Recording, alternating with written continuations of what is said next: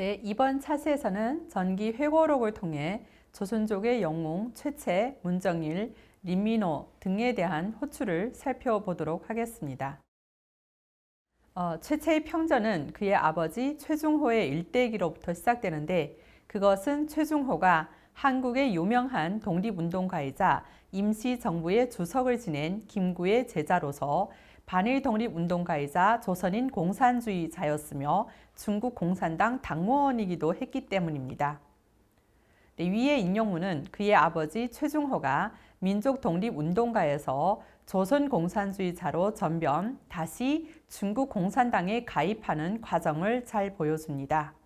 1931년 무렵 상해에 거주하는 조선인 공산주의자들이 중국 공산당 강소송위원회 한인 지부를 결성한 것은 만주에서 조선 공산주의자들이 중국 공산당에 가입했던 시기와 거의 같은 시기에 이루어졌음을 알 수가 있습니다. 이는 당시 1931년 무렵 전 중국적으로 조선 공산주의자들의 중국 공산당 가입이 조직적으로 이루어졌음을 보여주기도 합니다.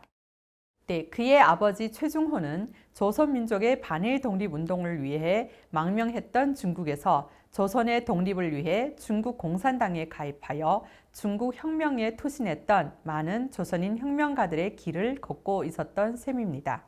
이를 두고 당시 독립운동 사상과 공산주의 사상이 반일 독립운동에 있어서 결코 모순되지 않았다는 최채의 수례는 의미심장합니다. 이는 애초에 조선 공산주의자들이 중국 공산당의 가입과 중국 혁명의 투신을 통해 최종적으로 조선의 해방과 독립을 이루고자 했음을 알 수 있습니다. 최채는 자신이 훗날 공산주의를 신봉하게 된 계기가 인성학교에서의 교육과 아버지의 직접적인 영향이었다고 밝힙니다. 최채는 인성학교에서 애국 애속의 독립사상과 공산주의 두 가지 사상의 교육을 동시에 받았던 것입니다. 그리고 일본이 상해를 점령했을 때 중국의 항전과 조선의 독립은 따로 떼어 생각할 수 없는 것이기에 조선인들은 중국 인민과 함께 항일투쟁에 걸기하라고 호소하기도 합니다. 그리고 상해 홍구공문 윤봉길 의거와 그 뒤 상해 조선인 거주지에 대한 일경의 무자비한 탄압을 겪게 됩니다. 최채는 윤봉길 의거 이후 민족주의자이자 아버지의 오랜 스승이자 친구였던 김구가 아버지 최중호에게 함께 피난 가자고 했으나 아버지가 공산주의 사상에 대한 신념 때문에 이를 사절했다고 회고합니다. 이때의 사정을 두고 그는 그때 아버지가 신념을 바꾸고 김구 선생을 따라갔더라면 그 후에 우리의 삶이 그처럼 어렵지는 않았을 겁니다. 신념 하나 때문에 우리 집은 위험천만한 상해에 그냥 남아 있었습니다. 라고 회고하기도 합니다. 그 뒤 최채는 유랑자 극단, 영화계 등을 전전하다가 1937년 중경에 도착하여 아버지 최중호와 친분이 있는 약산 김원봉을 찾아가 조선의용대에 참가하게 되었습니다. 최채는 1945년 8월에 중국 공산당에 가입하고 화북 조선독립동맹 진서북분맹 주임을 맡아 1946년 5월까지 태원시 국민당 점령구에서 지하당 공작을 했으며 적후에서 해방을 맞이하게 됩니다. 주덕회나 최채가 어린 시절 공산주의자 선생님 혹은 아버지로부터 영향을 받아 공산주의 사상을 갖게 되고 혁명의 길에 들어섰던 것과는 달리 문정일의 성장 과정은 낭만 그 자체에 가깝습니다. 문정일은 9.18 사변이 일어난 후 무작정이제 항일투쟁에 일떠난다고 관내를 들어가게 됩니다. 하지만 자전거를 타고 무작정 떠난 그의 제1차 광내행은 방랑으로 끝나며 그는 훈순의 집으로 돌아왔다가 다시 집에서 여비를 훔쳐가지고 2차로 관내행을 감행하게 됩니다. 하지만 그의 2차 관내행도 실패를 하게 되지요. 그리고 세 번째 관내행 만에 그는 드디어 이제 시월회를 만나게 되며 시월회 조직을 통해 막스주의에 대한 초보적인 지식을 습득하게 됩니다. 이 10월회는 후일 그 명칭을 조선청년전위동맹으로 고치며 최창익, 김학무가 그 책임자를 맡게 됩니다.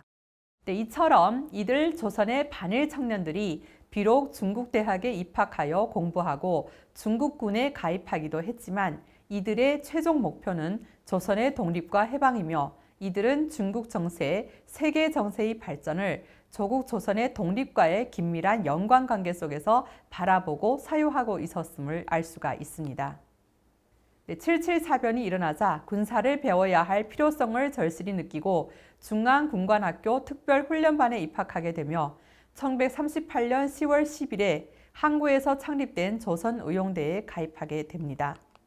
문정일은 북상하여 연안으로 가는 도중 낙양국민당 제1전구에서 조선의용대 낙양분대 분대장 겸 조선청년전위동맹 책임자를 맡아 조선의용대 대원들이 후방에서 전선으로 가는 일을 도와주기도 하였습니다.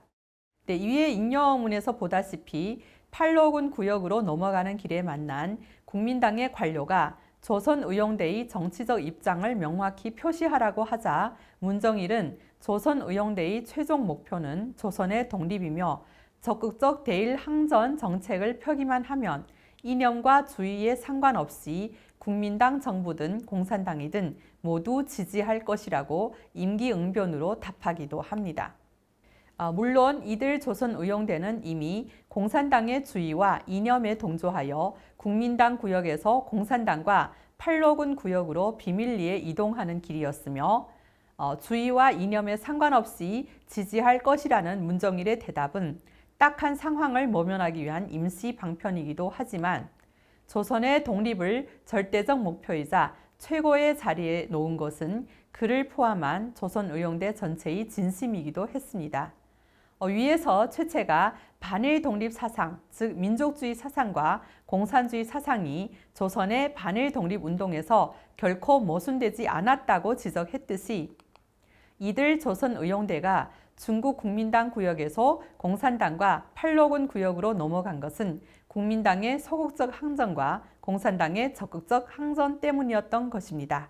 즉 이들 조선의용대는 조국 조선의 독립이라는 지상의 목표를 위해 중국 공산당과 팔로군을 선택하고 공산주의 사상과 이념을 선택한 것입니다. 문정일은 1940년 3월 낙양에서 중국 공산당에 가입하며 1941년 낙양에서의 임무를 완성하고 팔로군 팽덕회 부총사령원의 전보를 받고 조선의용대와 낙양 팔로군 판사처 소속의 지하당 일꾼 20여 명까지 거느리고 국민당의 봉쇄선을 무사히 넘어서 팔로군 구역에 이르게 됩니다. 이처럼 조선위용대를 위한 팔로군 측의 환영회에서 문정일은 위와 같이 답사를 하는데 그 핵심은 역시 조선의 해방입니다. 조선의용대가 중국 공산당과 팔로군을 선택한 것은 이념이나 주의 때문이 아니라 중국 공산당과 팔로군만이 진정으로 일본 침략자를 물리치고 나라를 구할 수가 있기 때문이라는 것입니다.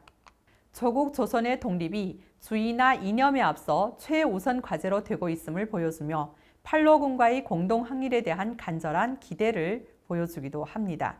1942년부터 시작된 연안 정풍시에는 조직 심사 사업을 책임지고 혁명을 위해 연안으로 찾아오는 조선인 혁명가 및 조선 청년들을 심사하는 사업을 진행하였는데 경성제대 교수이자 남로당의 주요 책임자였던 김태준과 그의 아내 박진홍이 연안으로 갈 때도 역시 그가 조직 심사를 하였다고 회고하였습니다.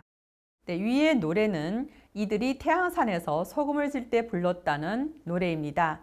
이들이 조선의 고향을 떠나 머나먼 중국에 오지 태양산에서 싸우게 된 이유를 보여주고 있습니다.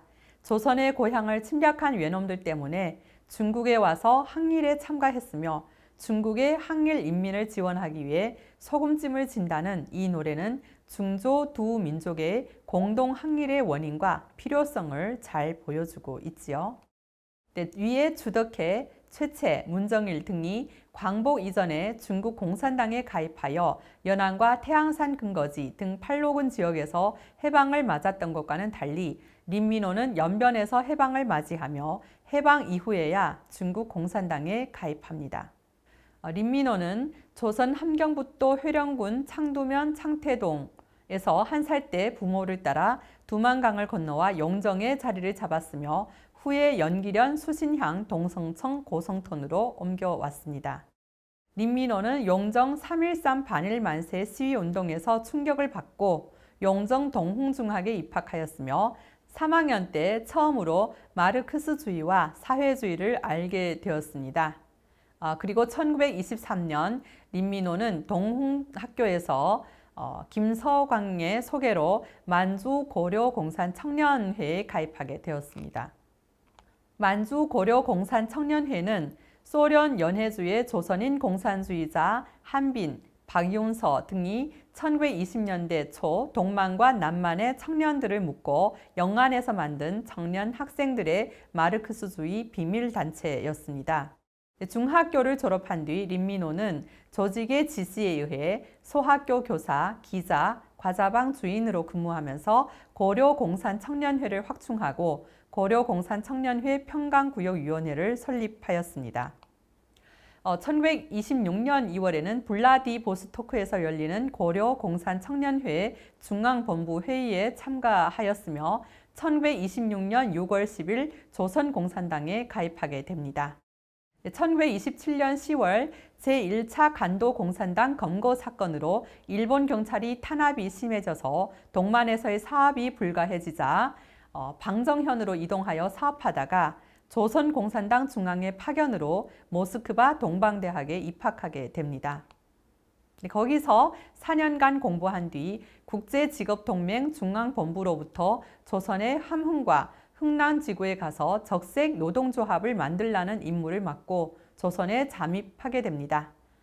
그러다가 결국은 일경에게 체포되어서 유치장에서 온갖 고문을 당하면서도 굴하지 않고 결국 이제 서대문 형무소에서 7년간이나 복역하게 됩니다.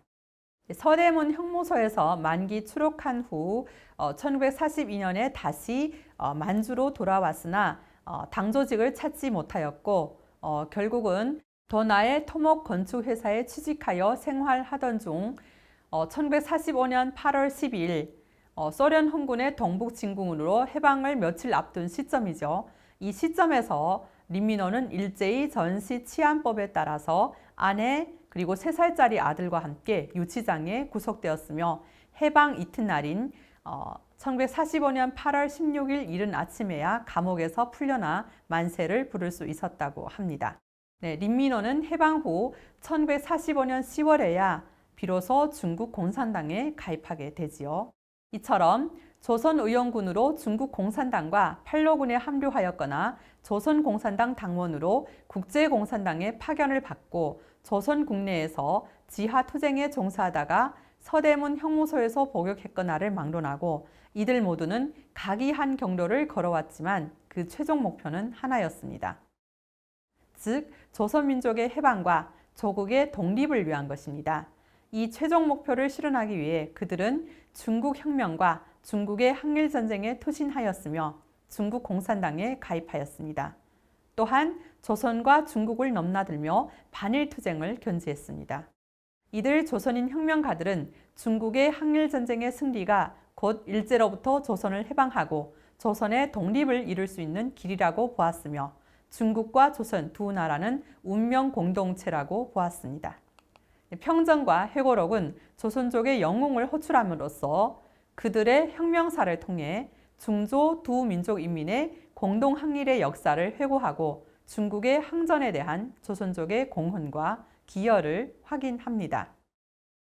이를 통해 조선족의 광복 이전의 역사를 중조 두 민족 인민의 공동 항일의 역사 내지 공동 혁명사로 기억하고 재현함으로써 오늘날의 조선족들로 하여금 민족적 자부심과 함께 조선족이 중국 항일사 내지 혁명사의 떳떳한 한 주체였음을 상기하도록 하지요.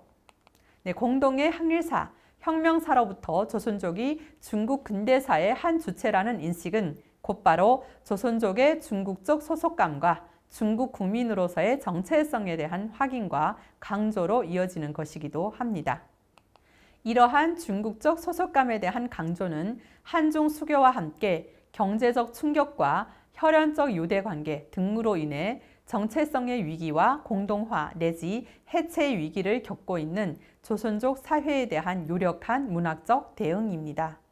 이번 차시에서는 전기 회고록을 통한 조선족의 영웅, 최채, 문정일, 린민호에 대한 호출 그리고 이러한 호출의 의미에 대해서 살펴보았습니다. 다음 차시에서는 전쟁 영웅에서 중국의 소수민족 간부로의 성장에 대해서 조금 더 살펴보도록 하겠습니다.